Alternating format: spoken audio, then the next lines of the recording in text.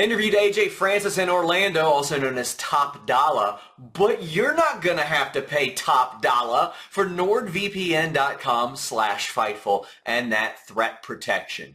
Block online trackers, block annoying pop-up ads, block the malware. Not only that, 30 days risk-free. You can get your money back if you don't like it. Change your virtual location with just one click. Avoid price discrimination. Subscribe to services that might be a little bit cheaper somewhere else, and you end up paying for NordVPN.com/Fightful on its own. I mean, you're basically paying for it just to use it. I use this every single day of my life. That 30-day money-back guarantee is definitely a big thumbs up. You've got nothing to lose. Why not?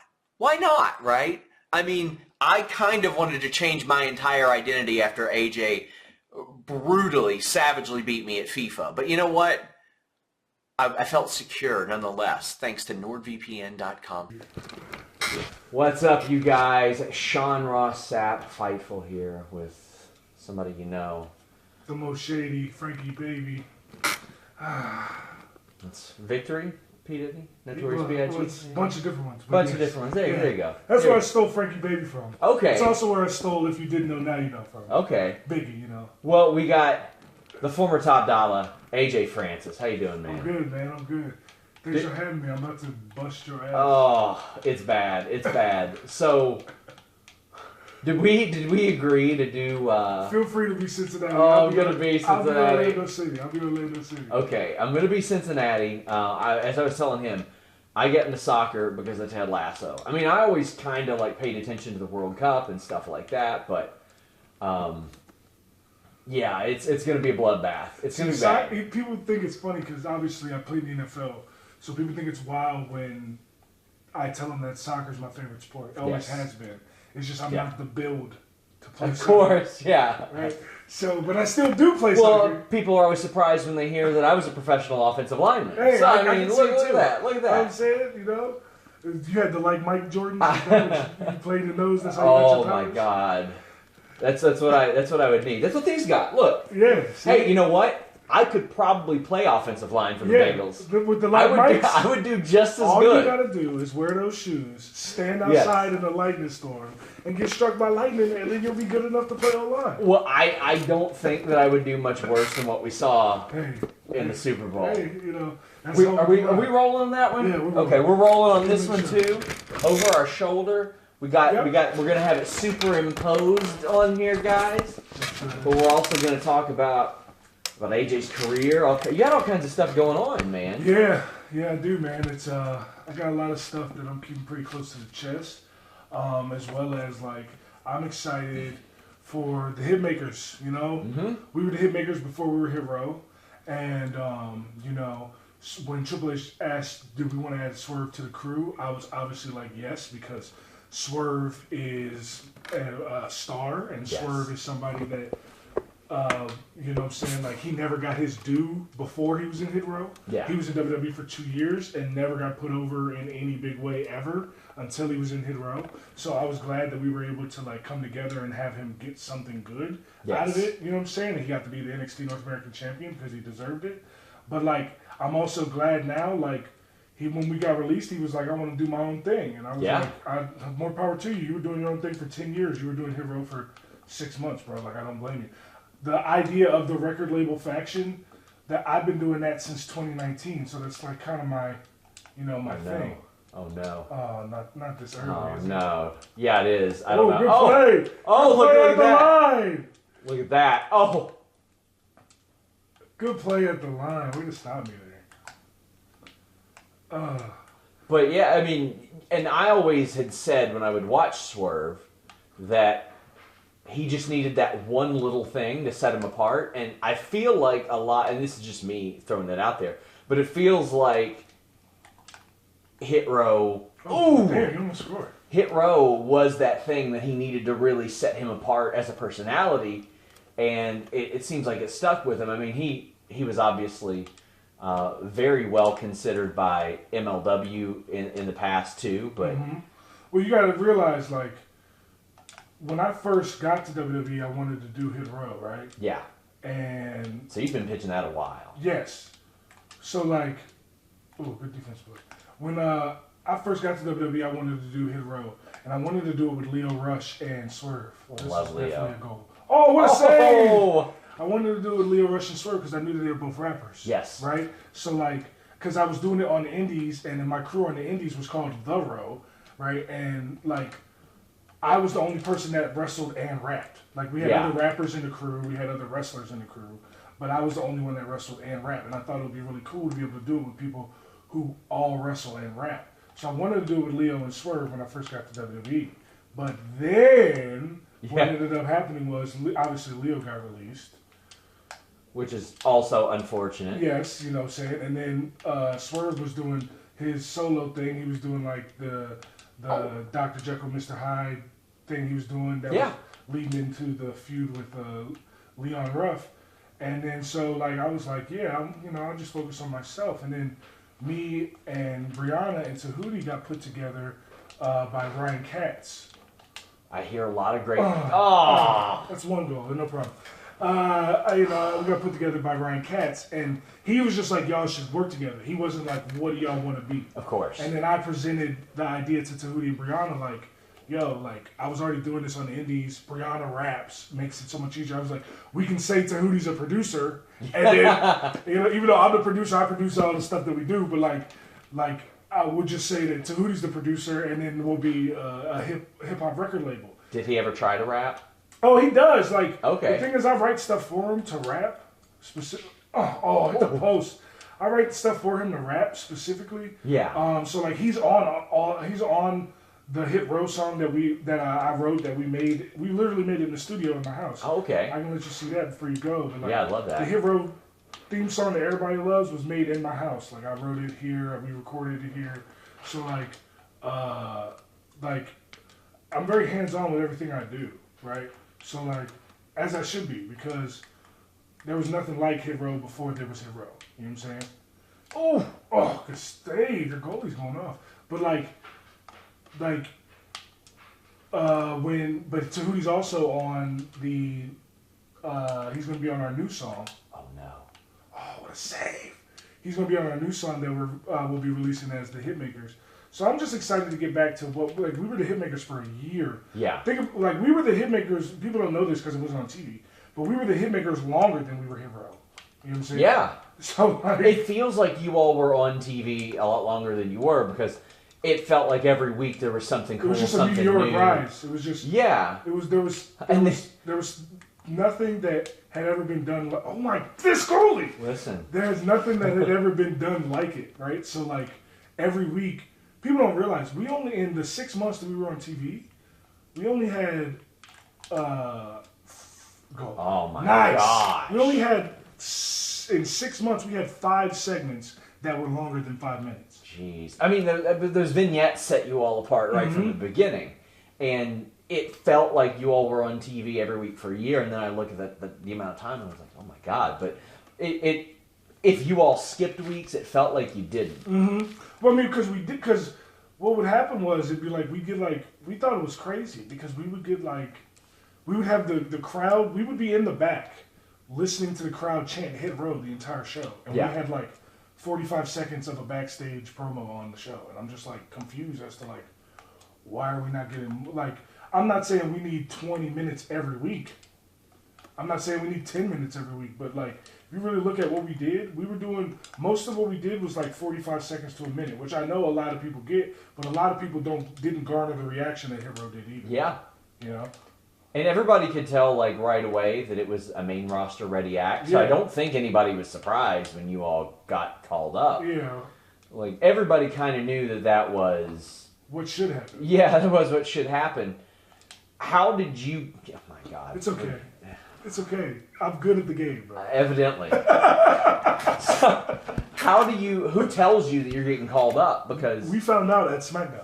Oh, really? So what happened? So like they had been calling up a lot of people because this was after Triple H had his health thing. Mm-hmm. So I know he used to tell people. But... yeah, but like so, they had been calling up a lot of people to do dark matches, and I literally went up to John Laurinaitis and was like, "Hey, you calling up all these people to do dark matches? Why aren't you calling me up to do a dark match? Like I've been here longer than some of the guys you're calling up, and like the thing that kind of annoyed me with my time there is that like they didn't really know a lot about me like personally. Sure. So like I've been there for a year and people be like, hey, when the red light is on the camera, you know the camera's on you, and I want to be like, bro, I've been on TV 10 years. Like, why are you trying to tell me things that are obvious? Like, I understand other people need things like that, but that's the way that I recognize, they don't know anything about me. Like, they don't know that I've been on TV for a decade. Yeah. You know what I'm saying? Like, so, like, I was wondering why my opportunity was taking so long to come. And so I went up to John Laurinaitis and I was like, yo, so what's the deal? Like, why are we getting a dark match? Like, clearly we're the talk of the show every week. Yeah. And then we do the championship cipher, you know, and that's like, it'll never be repeated again. It can never be redone. Like, so, like, he's like, all right, cool. I like that you know, willing to come up to me and tell me that you want an opportunity. So then he said, I'm going to book you for October 1st because that's your, because I told him Baltimore's my hometown. Yeah. So he was like, all right, I'm going to bring you up. And then we found out that the draft was October 1st. So I figured out we were getting drafted because at first it was just me by myself booked for a dark match. It was me by myself booked for a dark match. And I was like, okay, all right, we're going to be in Baltimore. That'll be good. I'll get a hometown reaction. That'll be dope. And then, like, 2 days before the dark match, they were like, all right, we're bringing all of Hit Row. And I was like, and it's the draft? I was like, okay. Like, and still nobody told us we were getting drafted. But we actually found out on accident because one of the executives from Fox saw us in the hallway before the show. Mind you, nobody's told us we're getting drafted. Yeah. Right? And we're like, I have a dark match against Cedric Alexander. Like, I'm getting ready for that. We're about to take group pictures and whatnot. And good play. The guy, the executive from Fox was like, yeah, so, you know, we're going to get the writing team with you guys soon because we know you guys like to write your own stuff up. We just want to see what you guys had in plan. And we're like, sir, do you know something that we don't know? You know what I'm saying? He's like, oh, nobody's told you? He's like, well, keep it kayfabe, but you guys are going to SmackDown tonight. And we found our gym drafted to SmackDown tonight. So we found out about Did the Fox exec say keep it kayfabe? Literally did. That's amazing. That's the word for word he said was keep it kayfabe, right? But he said keep it kayfabe, and it was like we found out about an hour and a half before SmackDown started that we were going to be drafted that night. So it was cool because we all looked at like what he said. Yeah, you know, we're going to get the right team with you guys. We can talk about creative and all that. We all looked at each other like, wait a minute. What? Right? Like, that was how we found out we were getting drafted. And then, like, we didn't know that we would be the first team off the board. Like, yeah. And, you know, we didn't know from NXT. We didn't know none of that. We didn't know that we would be third round pick. We didn't know any of that. But we knew we were getting drafted. So, the crazy part of that is that, like, we were so excited about the fact that we were there. Like, I assumed we were going to get drafted because why else would they bring everybody else when it was originally just me? You know what I'm saying? Yeah, of course. But like hearing that and being like, yeah, you guys are getting drafted by SmackDown, and it was like SmackDown wanted us on their show. Yeah. You know what I'm saying? Like, and that's the A show. So like, you know, that was amazing. That was an amazing feeling. But then obviously we get released, and that has nothing to do with SmackDown. You know what I'm saying? So. That was the craziest part to me was that like we did so much and we could have did so much more. Well, you're doing a lot more now. You're still doing Most Wanted Treasures, which I was so. Well, that's the thing is that like I'm under contract. Okay. But so I was under contract in WWE too. Okay, I was gonna ask that because that came out in an interview last week. Mm-hmm. I don't see why they wouldn't want to keep you if you did. I mean, if you're open to it. I'm down. I'm 100% down. It's just like, people will tell me all the time, like, yo, the show wouldn't be the same without you. Like, you were the thread for all the fans in the show. And I was like, yeah, that was intentional. Like, the director told me, he was like, yo, we're telling this story through you. And before that, like, I heard your name mentioned around as a host for Raw Underground as a possibility. Yeah. I didn't know if that even got to you. No, I didn't find, so, literally, the true story about that is, Edge calls me, and he goes, send me some promos. And I'm like, all right, right? Because I'd already sent Edge a bunch of promos and stuff that we've talked about and move matches. You know, Edge is a really good guy, and he's always looking to help out. So he's like, you know, I call him Adam, but yeah. So like, he calls, and he's like, he's like, send me some promos. And I'm like, okay. And I sent him like 2-3 promos. And then like he doesn't get back to me till the next day. And mind you, I'm on the road doing Most Wanted Treasures. Yeah. At this point. So he's like, yeah, you know, we were in a meeting with Vince and other people, and they were talking about who's going to host Raw Underground.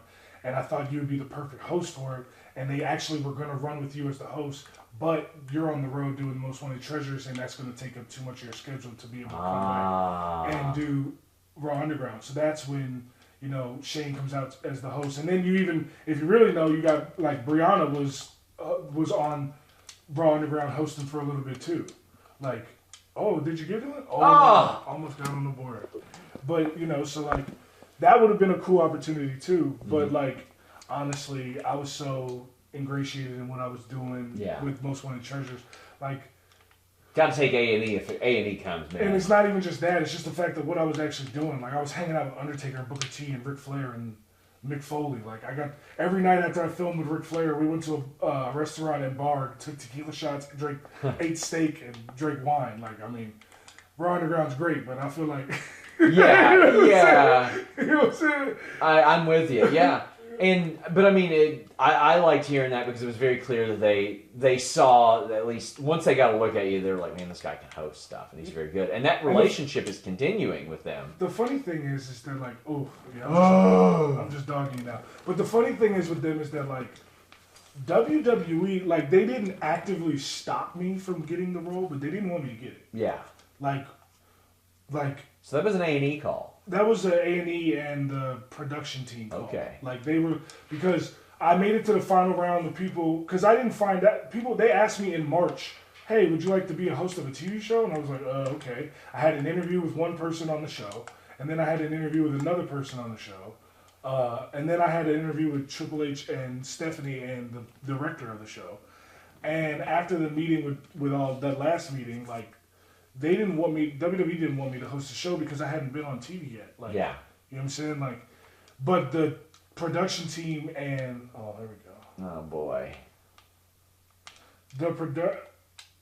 Oh, here we go, goal.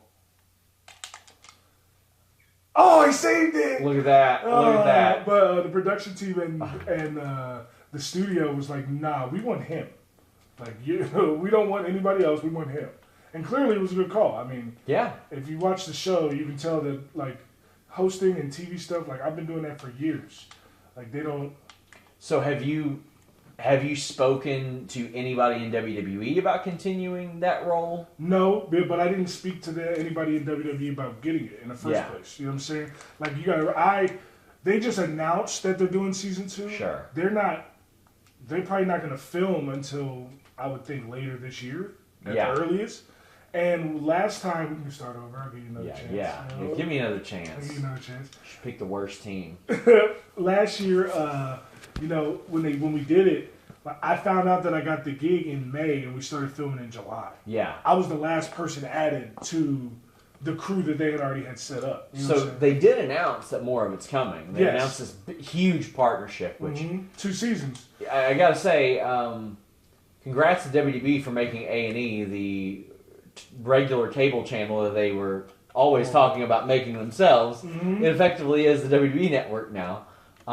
So have you had any talks about that, or is that just we're going to wait and see how it ends up? Yeah, we're going to wait and see. I mean, like I said, I have a contract. I'm on a contract for multiple seasons. Yeah. Now, do they have to care about the contract? No. They can go get somebody else, but I also think that, like, and I don't mean this to be offensive, I'm just being real. Anybody who watched the show can tell this truth. Like, I'm hard to replace. You know what I'm saying? Sure, as a host, my little quips and rapping with Booker T in the car and rapping with, like, that, there's not a lot of people that can do that, let alone actually have experience on set. Like, I've done SuperBowl commercials, I've done TV shows, like, you know what I'm saying? So, like, I've done a lot of different things, and the worst part about all of this is that, like, I actually loved the show. But, like, you know, they might decide, you know, he's not here no more, let's go another direction. And if they do, you know, more power to them. I hope it works out for them. Like I said, I have no ill will. I understand how the business works. They could pay Hit Row $1.5 million, or they could pay Brock Lesnar $1.5 million to do a show. Yeah. You know what I'm saying? I understand how business works. That's why they're unifying the title, because they're getting rid of that huge roster. That's what they're doing. Like, it's business. I was in the NFL. I'm not offended by the business aspect of it. Sure. It's just like, if you don't want me to be a part of your business, then that's fine too. But you lose everything that I bring to the table. Yeah. So if that's what you want, then feel free. Use somebody else. Have another show. You know what I'm saying? I'm sure no matter who hosts the show, people are still going to watch. Because it wasn't about me, the reason people were watching. I was the reason I feel like I was the reason people kept coming back. You know what I'm saying? Like, they didn't watch the first, I'm not even on the poster. They didn't watch the first episode for me. They watched it for Undertaker. Like, they didn't watch, and Mick Foley, sorry, was the first episode. They didn't watch episode 2 for me. They watched it for The Undertaker. But, like, the more they spent time with me as the thread of the show, the more time that they were able to recognize what I was able to bring to the table. I watched it to see if you'd beat Sonny Ono's ass. Man, that one was crazy to me because, like, people were like, oh, like, we knew that we were going to do an auction. That wasn't the problem. The problem wasn't the auction. Oh, no. That was nice. Hope that one got cut. It wasn't the... I'm going to react to that like you did to Sonny Ono. Yeah. I can't believe this piece of trash. This piece had the gall to take what was mine. The thing is... My goal. It's my biggest problem was we went all the way to middle of nowhere, Iowa. It's snowing. Yeah. Right? And then you're like, oh... He lives in Iowa? Yes, that whole thing was in Iowa, bro. It was in Iowa, and it was snowing, it was cold, it was miserable, right? And we went all the way there, and he was like, all right, well, we're going to do an auction. Which, we knew there was an auction, you know what I'm saying? But, like, even when he did the auction, they tried to set us up and price gouge us. And the thing is, like, people want to be mad at what I said, what Mark Henry said, but, like, Big Show was the one that was like, nah, we're not letting him sucker us into paying more when we can get another one somewhere else, which we ended up doing. And because of that, we were able to go to Andre's, farm. Oh, no, not again. Yes, there we go. Good save. But, like, we're not going to let him do it. So, but then here's the thing that people pretend that didn't ever happen. So then the other guy won the auction because we weren't going to be price gouging. Sonny was like, no, I'm not going to honor that because I can get more from someone else. Oh, really? Yeah, that's the craziest part. It's like, people act like what I did was crazy, but Sonny had us all the way out there to do an auction, then somebody else won the auction, and he was like, nah, I don't want to give it to you because you didn't spend what I wanted you to spend. There were some issues with him, and I don't want to speak to exactly what they were, but about, like, him handling somebody's bookings, when they came to America just a couple of years ago when they did indie shows, and I wish I could remember who it was, but him being involved, it might have been with GCW too, now that I think of it, but yeah. One thing I've learned about Sonny is Sonny is going to make sure he get his. Yeah. And hey, more power to you. I'm not even mad that he tried it. Like, sure. You just ain't going to hustle me. I'm from Pioneer City. This ain't my first day. He's a very smart guy. This ain't my first day out here, you know what I'm saying? Well, before we went on the air, I was mentioning to you, I'm from Kentucky. Mm-hmm. You told me you have a bit of an experience with John Calipari. Yes, I do. I went to a 5-star basketball camp when I was in high school, and I was 6'3", 270 pounds, and I made the All-Star game. I'm one of the, people look at me and they see just football player, but like my dad was a basketball coach my whole life. Seeing a soccer player right now, buddy. I'm so soccer. Like I'm a really good athlete. Like I'm good at all sports. So like, and I always have been. So, like, basketball was actually, honestly, I think my best sport. Is just I don't have the body type to play professionally. So, when I was, in high school, I went to 5-star basketball camp, which is one of the best basketball camps in the world. And I made the All-Star team. And then Coach Calipari, love it. Coach Calipari saw me at the All-Star game, and he was like, you got to do one or two things. He said, you got to do one or two things. And he knows, Cal has met my dad, basketball coach and whatnot. So, like, Cal's met my dad, he's a basketball coach and whatnot, and, like he was like, you got to do one of two things. You either got to grow 6 inches, or you got to lose 70 pounds. Oh, man. And then you can be an elite D1 basketball player. And that was the conversation that I had, when after that point I was like, let me just focus on football, because clearly that's what I need to do, right? Because if Coach Cal, mind you, he's not even at Kentucky at the time. He's at Memphis. Yeah. Right? So, like, I'm like, if Coach Cal is telling me that it's not going to happen, then who would know better than Coach Cal? Yeah, of course. So that's humbling a lot when people see, like, the size of professional basketball players. Like my first MMA trainer was an MMA heavyweight, and he was like 6'1", 6'2", and just juiced to the gills at that point.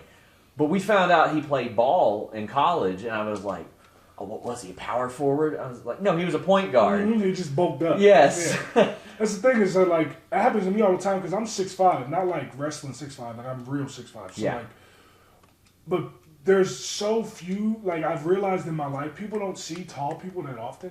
People ask me all the time, like, do you play basketball? And I'm like, you clearly don't know what basketball players look like if you think my 360-pound ass is playing basketball at 6'4" or 6'5". Like, somebody my height in basketball is a point guard, maybe a shooting guard, except for Charles Barkley. But not everybody can be Charles Barkley, you know what I'm saying? Yeah, we see, like, especially in basketball, like, I remember growing up and seeing Muggsy Bogues, and I was like, him and Spud Webb. They two guys under 6 feet at the same time? Now there's, like, none. Yeah, but it's not even just that. It's like, yeah, those guys are both under 6 feet, but they were also both could dunk. Yeah. And there was, like, maybe Earl Boykins and nobody else under 6 feet. And they could Nate dunk. Robinson's been the one.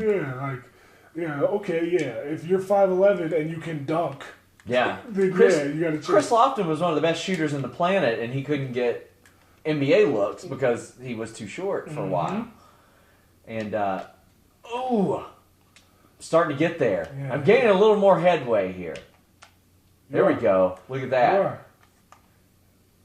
Yep, there we You're go. getting too big for your britches sometimes. I think it should be a goal every time I get it past midfield. That's a good point. That should be the handicap. You got to bring it up with the FIFA committee, yeah. FIFA's going to enact that rule for me next year. I can see it. The rules committee. Based on some of the other stuff I've heard about them, you never know. Yeah, I know. You never know. So you got this GCW booking. Mm-hmm.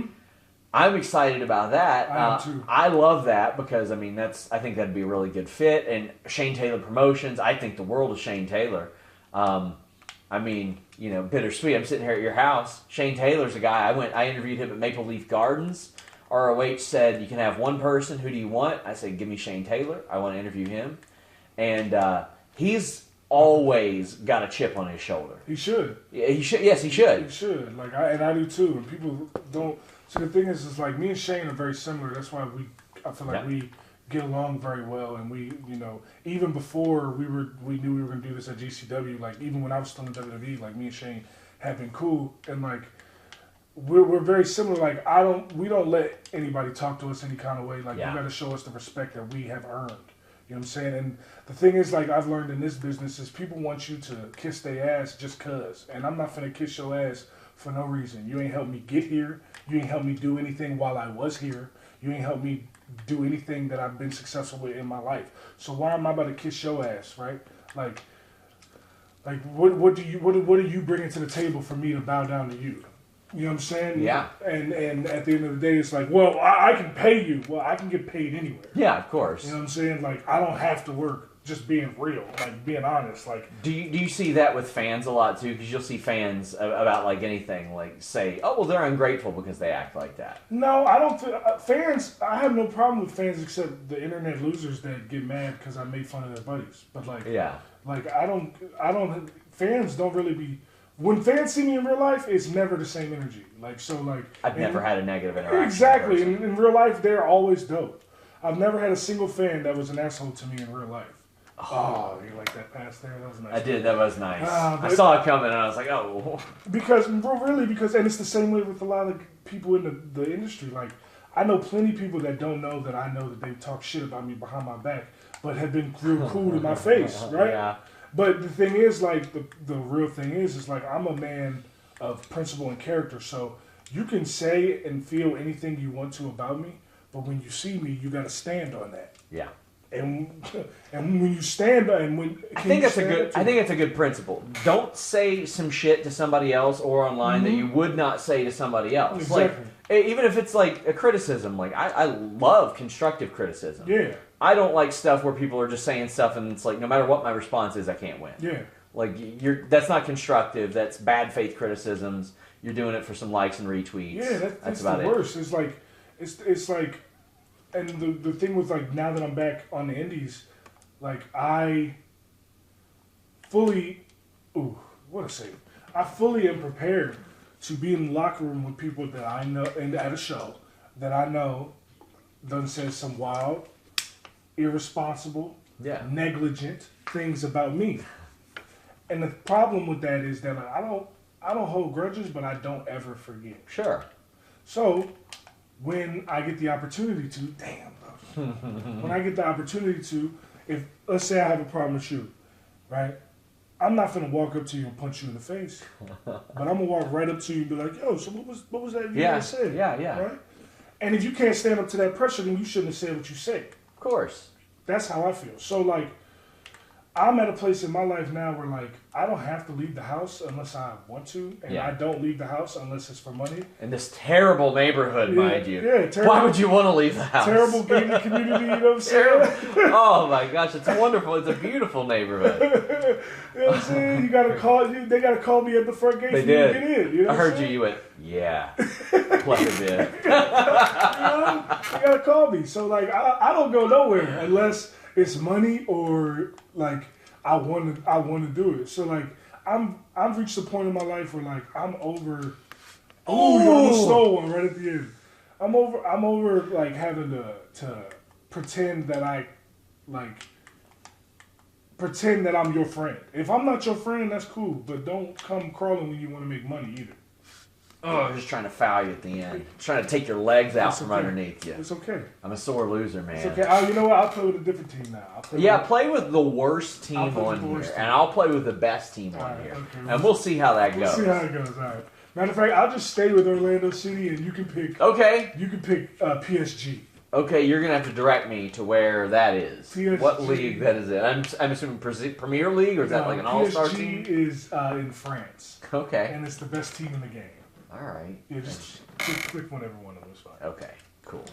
Yeah, PSG has Messi, Neymar, and Mbappe, who's on the cover of the game. Okay, I'll take that. So, I know some of those words. I know some of those words. Mm-hmm. Okay. Exactly. I know some of these words. I just watched Good Burger for the first time in a long time. It's so good. It's so good. Kel Mitchell's underrated. Oh, man. He never gets the love he deserves, man. See, look at your team is just stacked. I'm glad he's like the executive producer of all that now. Like, I didn't even know that. Yeah. And like I remember. Oh shoot! Let me get that. I'll go white. You can go blue. Okay. Or black, either one. But I remember I would watch G4 Attack of the Show, and he came on there because Olivia Munn messed up a teleprompter read, and instead of MC Hammer, she read McHammer, and then Kel Mitchell came out in a Ronald McDonald wig and an MC Hammer outfit doing a dance and a rap. It was great. He could dance too. He was great. All around entertainer. All right, this is gonna be an interesting game. Yeah, you're gonna still crush me. I don't know. You're gonna crush me. One thing about FIFA, the team matters. Does it? Yeah, it does. Yes, it does. I gotta play smart here. I gotta play smart. I can't just. What I choose to blame this on is the fact that for the 3 times before I played FIFA, I picked the Columbus Crew because we didn't have FC Cincinnati yet. That must have been it. It had to be it. Well, if it makes you feel better, Columbus Crew's way better than FC Cincinnati. Are they? You know, I have season tickets to. Obviously, I'm a soccer fanatic. I've traveled all over the world watching soccer. Yeah. All these scarves on my roof.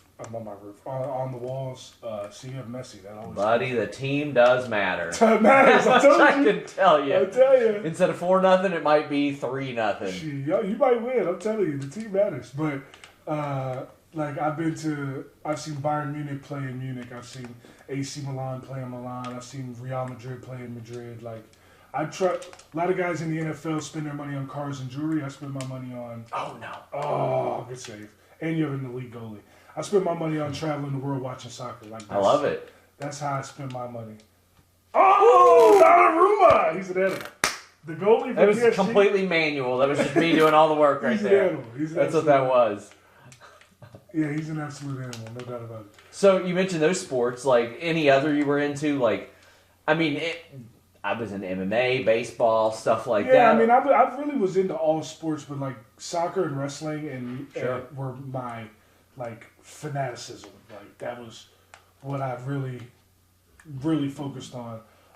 And the funny thing is like wrestling once I got into the business, I've viewed it completely differently, obviously, as you can imagine. Yeah. No! Yeah! Man. Steroids.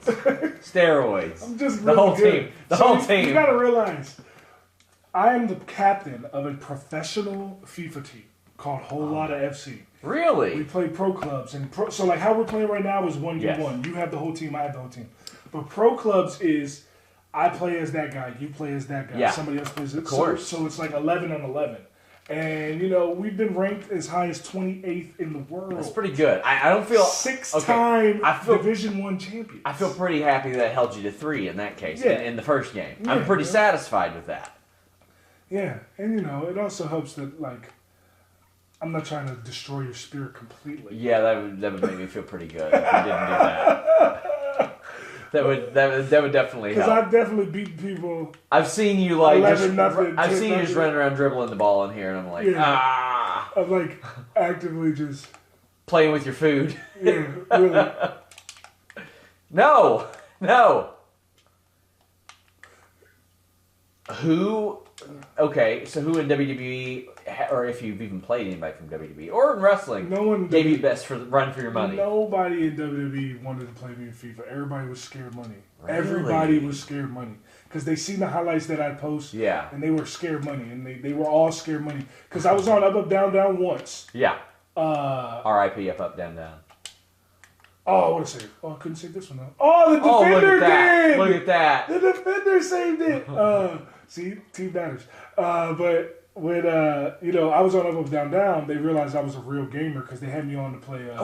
They had me on to play Mario Kart, and I skunked everybody. Oh, Right, I was, which was it? 64? Was it no, new? it was a Switch. Okay. I can't play Super Nintendo version anymore because the way they did the split screen, it's just. I don't really like. I get it. People love to be nostalgic, and they're Of like, course. "Oh, I love." Oh well, the N64 one was better. Whatever the newest one that came out is the best. It's the best one. And it's not close. Yeah. But, you know, if you want to live in 1997, be my guest. But, you know what I'm saying? It's like people do the same thing with, like, wrestling video games, too. Like, I don't really play wrestling video games. I played them when, like, I was a kid. But, like, the older I got, I stopped playing wrestling video games, even though I was obviously still addicted to wrestling. It's just, to me, wrestling video game, like, FIFA is closer to a real soccer game than a wrestling video game is to wrestling. Yeah.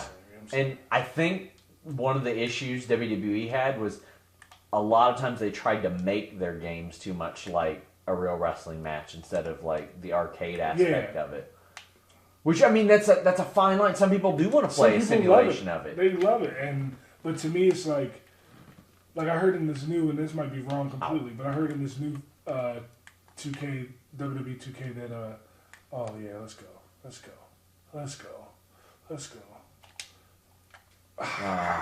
Abusive. You're doing better now. Well, that's because I have to play better. Yeah, that's true. Because if I don't, you will beat my ass. This is more demoralizing, to be honest with you.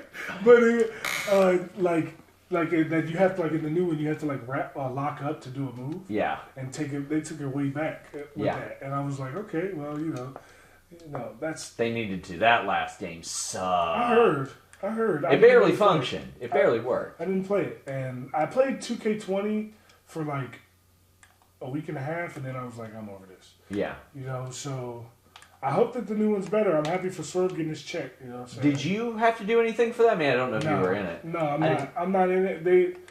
They got rid of us before they could. But I mean, did you get scanned or anything for it? No. Okay. Like, the opportunity to get scanned was on the way, but it never came to fruition. Okay. I just figured because you all were in NXT, piss. Oh, you let me have that one. I did. I didn't want to. That was very nice of you. I didn't want to do that.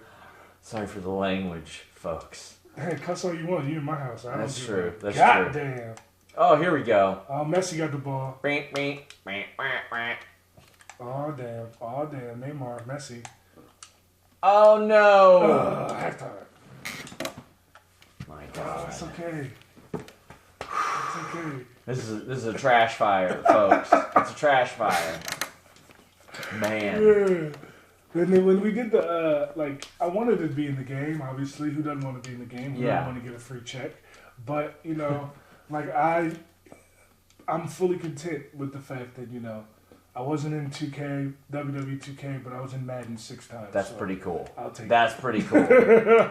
I'll take it. So, Do you remember what your Madden ratings were? The highest I ever was, I think I was a 70, because you gotta realize I was undrafted, so they just pretend that the undrafted players are not good. Did any of them piss you off? No. The thing is, I was always really secure in myself with the game itself, because, the game that when I was rated a 70, that year I was on the now Washington Commanders. Yeah. And we played the Dallas Cowboys the Thursday after Thanksgiving. And they had 3 Pro Bowlers on that O-line, and I dogged all 3 of them. Yeah. So clearly I'm rated higher than a 70, okay? I got WWE wrestlers that'll message me mad about their 2K ratings. Oh, They're I'm sure. Find out why I was rated this low. I was like, I can't give you that answer. Everybody's a mark for themselves, so. Oh no! Oh, look at that. Saying your goalie Donnarumma is probably for my money, especially as young as he is. I want to say he's 23. He's the starting goalie for the Italian national team. He is the best goalie to me on earth currently breathing air. He's the starting. He's a starter for the Kentucky Jobbers right now. He's getting dominated. Oh, you say your local talent out here. Huh? Yeah, exactly. Local talent. It just says enhancement on the run sheet. Local talent. That's it. Local talent. Oh man. Oh man. The cool thing is have you ever, when you watched the Most Wanted Treasure show? Yeah. Did you see when I did the Persian Clubs? Yes, I did. The Sheiks. So we had those. Those were a big catch wrestling thing, and our catch wrestling coach would love to do the clubs. Love to do the clubs, and I tried them, and boy, well, it wasn't for me. See, the thing is that obviously it was a protected gimmick, right? Yes. So they only let Bob Backlund and Iron Sheik do it. Yes. Obviously, but there's more people that could have done it. So when people see me do it, they're like, how was he able to do it? And I'm like, to be completely honest with you, it really wasn't that difficult. Mind you, granted, I played in the NFL. I have NFL D lineman strength. So for me, it wasn't that difficult. But I do want to bet at least 30% of the active WWE roster could do the Persian Clubs. And those were, whew. And they've. Oh my God. I'm demoralized. I'm glad that my battery. Look how low my battery is. I'm glad it's running low because we only have time for one. The 23 minutes remaining in this game. It's demoralizing. I would see a lot of people in catch wrestling use the mace bell too, which kind of simulates sort of like that, but it's a little more sturdy. But man, I saw those and I was like that too. I was like, oh my God, Bob Backlund, Iron Sheik. Stop recording. Yeah, we'll record for 30 minutes. That's okay. We can add it to it. I'll be able to sync it up. Yeah, cool. I'm not editing this one though. I'm going to have them know that he dropped the ball. That's a 3-goal penalty is what that is. That's a 3-goal penalty. All right, then I need one more. All right, cool. Oh, no. No. I remember during the Super Bowl, I had people saying, oh, you're okay with the Bengals just getting these calls? I said, yes. I was like, the Rams can slip on a banana peel for all I care. I don't care how my team wins. I'm trying to win the game. Yeah. I do not care how my team wins the game. Ever. Ever. Trip, fall, luck, cheating. I don't care. Deflate the footballs. Give me. My favorite thing about the entire Deflategate thing is people are like, oh, they deflated the football, so they should have. In that game, they ran the ball for 200 yards. Yeah. I don't care what they got to do. Punch somebody else in the face. Oh no, Messi. Oh no. Oh, why did that happen? I bet I've been shooting with the wrong button the whole time. Possibly. But I would love for this shirt to say Super Bowl champions instead of AFC champions. Ooh, look at that. Dominant. Trying to be too cute. That's what I get for being too damn cute. I would do that on the WWE games all the time too. I would be like, I gotta hit this move through a table, through a flaming table, then I get beat. It's oh yeah, you didn't need to do it exactly like that. This makes you feel good about myself, Yeah, it should. It should. I played this a handful of times after Ted Lasso came out because that is such a charming TV show. Have you watched it? I haven't even seen it, but everybody tells me about it. It'll make you feel bad for criticizing literally anything in your life because he's such a positive guy, like through things that he probably shouldn't be positive about, and you're like, man, I'm a mean, shitty person. Oh man, I did like that Vince McMahon quote the other day. If you think I'm an asshole, congratulations, I am. I am one. And the funny thing is, people always, especially when I've been doing these interviews since we've been released, people always want me to bury Vince. They're always like, Vince was a dickhead, wasn't he? Vince was a piece of shit, wasn't he? That's what he was. And I'm like, dog, I talked to Vince 3 times ever. And all 3 times were pleasant conversations. So if you want me to tell you that he was an asshole for your own self-opinion, then that's on you. Like, I'm sure he's done some asshole things in his life. So have I, so has everybody. But like... in my personal experience with the man, I've only talked to him 3 times, and all 3 times he was pleasant. Do you want to bury Kevin Dunn? No, I mean the thing is, like I am completely secure in the fact that everything that we did in Hit Row, nobody helped us do it. Yeah, you definitely didn't help me win any of these games. Nobody helped us do it. So like, if you have a problem with how I am as a person, well then you have a problem with someone who is successful, who is creative, who gives back to his community, who works his ass off, and who is willing to stand up for himself. If you want a show full of cowards that won't stand up for themselves, or you want a group full of a rap group that just sits down and takes whatever's handed to them, as opposed to really actually authentically representing their culture, then that's on you. Like that, I can't control what you want. You know what I'm saying? And I'm not saying that they have a show full of cowards. I'm just saying that I want to be able to speak up for myself because I believe in what I'm doing. I believe in myself. You often hear that Vince likes that. Yeah. He likes that. And whenever there's bad creative, you often hear people say, well, why didn't they say something about it? Why didn't they do something about it? And it's not even just that. It's also the fact that, like, creative, it was never, like, the first day that we went to debut, Triple H was like, the writers wrote something for us, and Triple H was like, no. I love that. Don't write anything for them. We can't tell them how to talk. We can't tell them how to make this feel real. Let them do it. Yeah. So for the entirety of our run, we controlled everything that we did. And so, like, if me or us continuing to think, hey, Brianna's gone, we should make a new song because she's not here. If that rubs people the wrong way because we wanted to make a new song, well then we're rap artists. We made our whole thing is we're rap artists. Yeah. We made the song, the first song, without anyone asking us to. Like, I literally, a week before we debuted, I gave Triple H the song and was like, hey, this is what we want to do. He listened to the song, was like, great. Sent it to the music people. The music people pretended that they did something to it, wrote their names on it, and then put it out. You know what I'm saying? Like, I like to imagine Triple H as like the Jay-Z GIF, listening to it. Yeah, exactly what it was. So it's like, you know, we did everything ourselves. So, like, I'm completely content with what we had. And the thing is, like, because we did everything ourselves, we can do it again somewhere else. Yeah. Well, my battery's dying. My team died. Yeah. Horribly. Yeah. Both of them. Yeah. The entire, like, what was this team? Paris SG? I don't know. Paris Saint-Germain.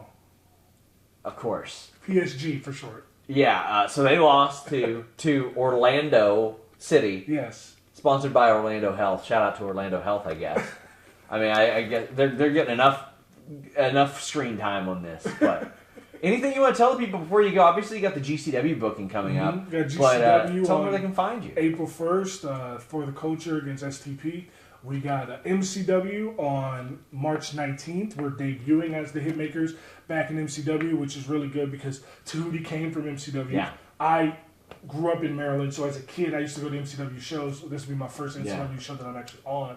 So we're debuting there as the Hitmakers on March 19th. We got the GCW show April 1st. We got other shows WrestleMania weekend that haven't been announced. Nice. So we got other stuff that we're doing for WrestleMania weekend as well. We got our new theme song is going to be coming out very soon. So we got a lot of things there. I got these shirts, limited edition. I love that shirt. I was checking out that shirt. This It's a good-looking edition, shirt. Limited edition. What size you wear? I wear probably a large. You get me a shirt? Stay right here. He's telling me to stay right here. My God, the guy's dressing me too. After he dressed me down at FIFA. Like, it wasn't even fair. Listen, I think there should be an investigation into his teams on FIFA. I feel like he's got a game genie hooked up to the back of this gimmick or something. Like, something's not right. I'm telling you, got a game genie hooked up. You think so? Listen to this. Look at this. No. Look at this. I'm a paid shill now. Yeah, you know, you can get these on ajfrancis.me. You know what I'm saying? You can get, go to my bio link on all my social media at ajfrancis410.